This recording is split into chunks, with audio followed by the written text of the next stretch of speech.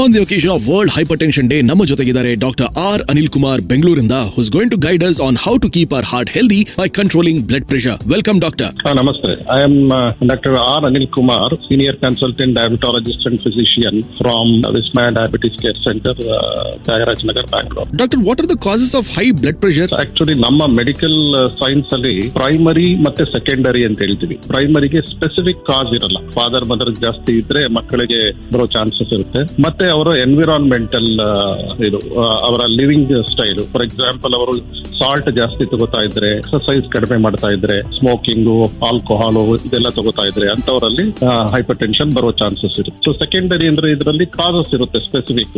ಒಬ್ಬೊಬ್ಬರಿಗೆ kidney problem ಆಗಿರ್ಬೋದು, adrenal medulla ಅಂತ ಹೇಳ್ತೀವಿ, ಅದೊಂದು ಗ್ಲ್ಯಾಂಡ್ ಆ ಪ್ರಾಬ್ಲಮ್ ಆಗಿರುತ್ತೆ, ಮತ್ತೆ ಡ್ರಗ್ಸ್ ಯಾವ್ದಾದ್ರು ಡ್ರಗ್ಸ್ ಇಂದ ಆಗಿರ್ಬೋದು. ಸೊ ಈ ತರ ಸ್ಪೆಸಿಫಿಕ್ ಕಾಸ್ ಇರುತ್ತೆ. ಸೊ ಇದು ಈ ಎರಡು ಕಾಸು ಹೈಪರ್ ಟೆನ್ಷನ್ಗೆ ಮೇನ್. ಡಾಕ್ಟರ್, ಹೈಪರ್ ಟೆನ್ಷನ್ ಅಂದ್ರೆ ಏನು ಮತ್ತೆ why is it dangerous? ಈ ಹೈಪರ್ ಟೆನ್ಷನ್ ಅಂದ್ರೆ ಹೈ ಬ್ಲಡ್ ಪ್ರೆಷರ್ ಅಂತ, ಅಂದ್ರೆ ಕನ್ನಡದಲ್ಲಿ ರಕ್ತದ ಒತ್ತಡ ಜಾಸ್ತಿ ಆಗಿರುವುದು. ಸೊ ಈ ಹೈಪರ್ ಟೆನ್ಷನ್ ನಿಮ್ಗೆಲ್ಲ ಗೊತ್ತಿರೋಂಗೆ ನಾವು ಬ್ಲಡ್ ಪ್ರೆಷರ್ ಮೆಷರ್ ಮಾಡ್ತೀವಿ. ಸಿಸ್ಟಾಲಿಕ್ ಮತ್ತೆ ಡಯಾಸ್ಟಾಲಿಕ್ ಬ್ಲಡ್ ಪ್ರೆಷರ್ ಎರಡೂ ಮೆಷರ್ ಮಾಡ್ತೀವಿ. ಅದು 140/90 ಮಿಲಿಮೀಟರ್ ಮರ್ಕ್ಯೂರಿಗಿಂತ ಜಾಸ್ತಿ ಇದ್ರೆ ಆವಾಗ ಹೈ ಬ್ಲಡ್ ಪ್ರೆಷರ್ ಅಥವಾ ಹೈಪರ್ ಟೆನ್ಷನ್ ಅಂತ ಹೇಳ್ತೀವಿ. ಸೊ ಯೂಶುವಲಿ ನಾರ್ಮಲ್ ಆಗಿ ಅದು 120/80 ಇಂದ 130/80 ಮಿಲಿಮೀಟರ್ಸ್ ಮರ್ಕ್ಯೂರಿ ಇದ್ರೆ ಅದು ನಾರ್ಮಲ್ ಬ್ಲಡ್ ಪ್ರೆಷರ್ ಅಂತ. ಇನ್ಸಿಡೆನ್ಸಸ್ ಆಫ್ ಹೈ ಬಿಪಿ ಭಾರತದಲ್ಲಿ ನಾವು ನೋಡ್ತಾ ಇರ್ತೀವಿ. Common risk factors of hypertension ಏನು ಅಂತ ಹೇಳ್ಬಹುದಾ? ಆಕ್ಚುಲಿ ರೀಸೆಂಟ್ ಆಗಿ ಒಂದು ICMR ಇಂಡಯಾಪ್ ಸ್ಟಡಿ ಅಂತ ಹೇಳಿ ಮಾಡಿದ್ರು. ಹೈಪರ್ ಟೆನ್ಷನ್ ಎಷ್ಟಿದೆ ಅಂದ್ರೆ ನಮ್ಮ ದೇಶದಲ್ಲಿ 315.5 ಮಿಲಿಯನ್ ಬಳಲ್ತಾ ಇದ್ದಾರೆ. ಹತ್ರ 35% ಜನ ಹೈಪರ್ ಟೆನ್ಷನ್. ಆದಷ್ಟು ರೆಗ್ಯುಲರ್ ಚೆಕ್ಅಪ್ ಮಾಡಿಸ್ಕೊಂಡು ಡಾಕ್ಟರ್ ಅಲ್ಲಿ ಹೈಪರ್ ಟೆನ್ಷನ್ ಬಗ್ಗೆ ತಿಳ್ಕೊಳೋದು ತುಂಬಾ ಇಂಪಾರ್ಟೆಂಟ್. ಆಮೇಲೆ ರಿಸ್ಕ್ ಫ್ಯಾಕ್ಟರ್ಸ್ ಅಂತ ಹೇಳಿದ್ರೆ ಹೆರಿಡಿಟರಿ, ಏಜ್ ಆಗ್ತಾ ಫಾರ್ ಎಕ್ಸಾಂಪಲ್ ಮೋರ್ ದೆನ್ 50-55 ಇದ್ರೆ, ಆದ್ರೆ ಯಂಗ್ ಪಾಪ್ಯುಲೇಷನ್ ಬರಲ್ಲ ಅಂತೆಲ್ಲ, ಯಾಕಂದ್ರೆ ನಾವು ಯಂಗ್ಸ್ಟರ್ಸ್ ಅಲ್ಲೂ ನೋಡ್ತೀವಿ. ಆಮೇಲೆ ವೆಯ್ಟ್ ಜಾಸ್ತಿ ಇದ್ರೆ, ಆಮೇಲೆ ಡಯಾಬಿಟೀಸ್ ಇದ್ರೆ, ಕಿಡ್ನಿ ಪ್ರಾಬ್ಲಮ್ ಇದ್ರೆ ಇವರಿಗೆಲ್ಲ ಹೈ ಬಿಪಿ ಇರೋ ಚಾನ್ಸಸ್ ಜಾಸ್ತಿ. Doctor, early detection of high or low blood pressure ಯಾಕೆ ತುಂಬಾ ಇಂಪಾರ್ಟೆಂಟ್ ಆಗಿರುತ್ತೆ? ಸೊ ಇವಾಗ ಯಾವಾಗ ಬಿಪಿ ಜಾಸ್ತಿ ಇರುತ್ತೆ ಅದಕ್ಕೆ ನಾವು ಡಯಟ್ ಅಡ್ವೈಸ್ ಮಾಡ್ತೀವಿ, ಅಂದ್ರೆ ಲೋ ಸಾಲ್ಟ್ ಡಯಟ್. ಅದರ ಜೊತೆಗೆ ರೆಗ್ಯುಲರ್ ವಾಕಿಂಗ್ ಆರ್ ಯೋಗ ಇದ್ ಮಾಡಬಹುದು. ಮತ್ತೆ ಡಾಕ್ಟರ್ಸ್ ಮೆಡಿಸಿನ್ಸ್ ಕೊಟ್ರೆ ನಿಮಗೆ ನೋಡಿ ಆ ಮೆಡಿಸಿನ್ಸ್ ನ ರೆಗ್ಯುಲರ್ ಆಗಿ ತಗೋಬೇಕು. Heart problems, heart attacks, stroke, ಮತ್ತೆ ಕಿಡ್ನಿ ಫೇಲ್ಯೂರ್, ಐ ಡ್ಯಾಮೇಜ್ ಇವೆಲ್ಲ ಆಗೋದನ್ನ ನಾವು ಆದಷ್ಟು ತಡೆಗಟ್ಟಬಹುದು. ಸೊ ಅದು ತೋರಿಸ್ಕೊಂಡಿರ ಕಂಟ್ರೋಲ್ ಮಾಡ್ಕೊಂಡಿಲ್ಲ ಅಂದ್ರೆ ಆವಾಗ ಈ ಕಾಂಪ್ಲಿಕೇಶನ್ಸ್ ಎಲ್ಲ ಜಾಸ್ತಿ ಆಗುತ್ತೆ. ಸೊ ಆದ್ರಿಂದ early diagnosis is very important.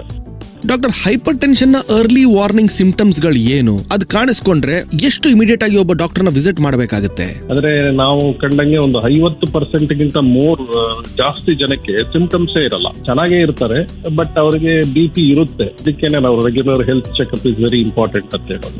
ಆಮೇಲೆ ಸ್ವಲ್ಪ ಜನದಲ್ಲಿ ಈ ತಲೆನೋವು ಬರ್ಬೋದು, ಸಿವಿಯರ್ ಹೆಡ್ಏಕ್ ಬರ್ಬೋದು, ಈ ಆಕ್ಸಿಪಿಟಲ್ ಅಂತ ಹೇಳ್ತೀವಿ ಆ ರೀಜನಲ್ ಹೆಡ್ಏಕ್ ಬರ್ಬೋದು, ಮತ್ತೆ ಎದೆ ಹೊಡ್ಕೋಬಹುದು, ಪ್ಯಾಲ್ಪಿಟೇಷನ್ಸ್ ಆಗ್ಬೋದು, ಮತ್ತೆ ಗಿಡಿನೆಸ್ ಬರ್ಬೋದು. ಆಮೇಲೆ ಒಬ್ಬೊಬ್ಬರಿಗೆ ಮೂಗಲ್ ರಕ್ತ ಬರುತ್ತೆ. ಏನಾದ್ರು ಬಂದ್ರೆ ಬಿಪಿ ಇರ್ಬೋದು ಅಂತ ಹೇಳಿ ಇಮಿಡಿಯೇಟ್ ಡಾಕ್ಟರ್ ಹತ್ರ ಹೋಗಿ ಚೆಕ್ ಮಾಡಿಸಬೇಕಾಗುತ್ತೆ. Doctor, what are the causes of high blood pressure? Actually ನಮ್ಮ ಮೆಡಿಕಲ್ ಸೈನ್ಸ್ ಅಲ್ಲಿ ಪ್ರೈಮರಿ ಮತ್ತೆ ಸೆಕೆಂಡರಿ ಅಂತ ಹೇಳ್ತೀವಿ. ಪ್ರೈಮರಿಗೆ ಸ್ಪೆಸಿಫಿಕ್ ಕಾಸ್ ಇರಲ್ಲ. ಫಾದರ್ ಮದರ್ ಜಾಸ್ತಿ ಇದ್ರೆ ಮಕ್ಕಳಿಗೆ ಬರೋ ಚಾನ್ಸಸ್ ಇರುತ್ತೆ. ಮತ್ತೆ ಅವರ ಎನ್ವಿರಾನ್ಮೆಂಟಲ್ ಅವರ ಲಿವಿಂಗ್ ಸ್ಟೈಲ್. ಫಾರ್ ಎಕ್ಸಾಂಪಲ್, ಅವರು ಸಾಲ್ಟ್ ಜಾಸ್ತಿ ತಗೋತಾ ಇದ್ರೆ, ಎಕ್ಸರ್ಸೈಸ್ ಕಡಿಮೆ ಮಾಡ್ತಾ ಇದ್ರೆ, ಸ್ಮೋಕಿಂಗು, ಆಲ್ಕೋಹಾಲ್ ಇದೆಲ್ಲ ತಗೋತಾ ಇದ್ರೆ ಅಂತವರಲ್ಲಿ ಹೈಪರ್ ಟೆನ್ಷನ್ ಬರೋ ಚಾನ್ಸಸ್ ಇರುತ್ತೆ. ಸೊ ಸೆಕೆಂಡರಿ ಅಂದ್ರೆ ಇದರಲ್ಲಿ ಕಾಸಸ್ ಇರುತ್ತೆ ಸ್ಪೆಸಿಫಿಕ್. ಒಬ್ಬೊಬ್ಬರಿಗೆ ಕಿಡ್ನಿ ಪ್ರಾಬ್ಲಮ್ ಆಗಿರ್ಬೋದು, ಅಡ್ರಿನಲ್ ಮೆಡ್ಯುಲಾ ಅಂತ ಹೇಳ್ತೀವಿ, ಅದೊಂದು ಗ್ಲ್ಯಾಂಡ್ ಆ ಪ್ರಾಬ್ಲಮ್ ಆಗಿರುತ್ತೆ, ಮತ್ತೆ ಡ್ರಗ್ಸ್ ಯಾವ್ದಾದ್ರು ಡ್ರಗ್ಸ್ ಇಂದ ಆಗಿರ್ಬೋದು. ಸೊ ಈ ತರ ಸ್ಪೆಸಿಫಿಕ್ ಕಾಸ್ ಇರುತ್ತೆ. ಸೊ ಇದು ಈ ಎರಡು ಕಾಸು ಹೈಪರ್ ಟೆನ್ಷನ್ಗೆ ಮೇನ್. ಡಾಕ್ಟರ್, ಹೈಪರ್ ಟೆನ್ಷನ್ ಅಂದ್ರೆ ಏನು ಮತ್ತೆ ವೈ ಇಸ್ ಇಟ್ ಡೇಂಜರಸ್? ಈ ಹೈಪರ್ ಟೆನ್ಷನ್ ಅಂದ್ರೆ ಹೈ ಬ್ಲಡ್ ಪ್ರೆಷರ್ ಅಂತ, ಅಂದ್ರೆ ಕನ್ನಡದಲ್ಲಿ ರಕ್ತದ ಒತ್ತಡ ಜಾಸ್ತಿ ಆಗಿರುವುದು. ಸೊ ಈ ಹೈಪರ್ ಟೆನ್ಷನ್ ನಿಮ್ಗೆಲ್ಲ ಗೊತ್ತಿರೋಂಗೆ ನಾವು ಬ್ಲಡ್ ಪ್ರೆಷರ್ ಮೆಷರ್ ಮಾಡ್ತೀವಿ. ಸಿಸ್ಟಾಲಿಕ್ ಮತ್ತೆ ಡಯಾಸ್ಟಾಲಿಕ್ ಬ್ಲಡ್ ಪ್ರೆಷರ್ ಎರಡೂ ಮೆಷರ್ ಮಾಡ್ತೀವಿ. ಅದು 140/90 ಮಿಲಿಮೀಟರ್ ಮರ್ಕ್ಯೂರಿಗಿಂತ ಜಾಸ್ತಿ ಇದ್ರೆ ಆವಾಗ ಹೈ ಬ್ಲಡ್ ಪ್ರೆಷರ್ ಅಥವಾ ಹೈಪರ್ ಟೆನ್ಷನ್ ಅಂತ ಹೇಳ್ತೀವಿ. ಸೊ ಯೂಶುವಲಿ ನಾರ್ಮಲ್ ಆಗಿ ಅದು 120/80 ಇಂದ 130/80 ಮಿಲಿಮೀಟರ್ಸ್ ಮರ್ಕ್ಯುರಿ ಇದ್ರೆ ಅದು ನಾರ್ಮಲ್ ಬ್ಲಡ್ ಪ್ರೆಷರ್ ಅಂತ. ಇನ್ಸಿಡೆನ್ಸಸ್ ಆಫ್ ಹೈ ಬಿಪಿ ಭಾರತದಲ್ಲಿ ನಾವು ನೋಡ್ತಾ ಇರ್ತೀವಿ. Common risk factors of hypertension ಏನು ಅಂತ ಹೇಳ್ಬೋದಾ? ಆಕ್ಚುಲಿ ರೀಸೆಂಟ್ ಆಗಿ ಒಂದು ICMR ಇಂಡಯಾಪ್ ಸ್ಟಡಿ ಅಂತ ಹೇಳಿ ಮಾಡಿದ್ರು. ಹೈಪರ್ ಟೆನ್ಷನ್ ಎಷ್ಟಿದೆ ಅಂದ್ರೆ ನಮ್ಮ ದೇಶದಲ್ಲಿ 315.5 ಮಿಲಿಯನ್ ಬಳಲ್ತಾ ಇದ್ದಾರೆ. ಹತ್ರ 35% ಜನ ಹೈಪರ್ ಟೆನ್ಷನ್. ಆದಷ್ಟು ರೆಗ್ಯುಲರ್ ಚೆಕ್ಅಪ್ ಮಾಡಿಸ್ಕೊಂಡು ಡಾಕ್ಟರ್ ಅಲ್ಲಿ ಹೈಪರ್ ಟೆನ್ಷನ್ ಬಗ್ಗೆ ತಿಳ್ಕೊಳೋದು ತುಂಬಾ ಇಂಪಾರ್ಟೆಂಟ್. ಆಮೇಲೆ ರಿಸ್ಕ್ ಫ್ಯಾಕ್ಟರ್ಸ್ ಅಂತ ಹೇಳಿದ್ರೆ ಹೆರಿಡಿಟರಿ ಏಜ್ ಆಗ್ತಾ ಫಾರ್ ಎಕ್ಸಾಂಪಲ್ ಮೋರ್ ದೆನ್ 50-55 ಇದ್ರೆ, ಆದ್ರೆ ಯಂಗ್ ಪಾಪ್ಯುಲೇಷನ್ ಬರಲ್ಲ ಅಂತೆಲ್ಲ, ಯಾಕಂದ್ರೆ ನಾವು ಯಂಗ್ಸ್ಟರ್ಸ್ ಅಲ್ಲೂ ನೋಡ್ತೀವಿ. ಆಮೇಲೆ ವೆಯ್ಟ್ ಜಾಸ್ತಿ ಇದ್ರೆ, ಆಮೇಲೆ ಡಯಾಬಿಟೀಸ್ ಇದ್ರೆ, ಕಿಡ್ನಿ ಪ್ರಾಬ್ಲಮ್ ಇದ್ರೆ ಇವರಿಗೆಲ್ಲ ಹೈ ಬಿಪಿ ಇರೋ ಚಾನ್ಸಸ್ ಜಾಸ್ತಿ. A public awareness initiative for blood pressure control.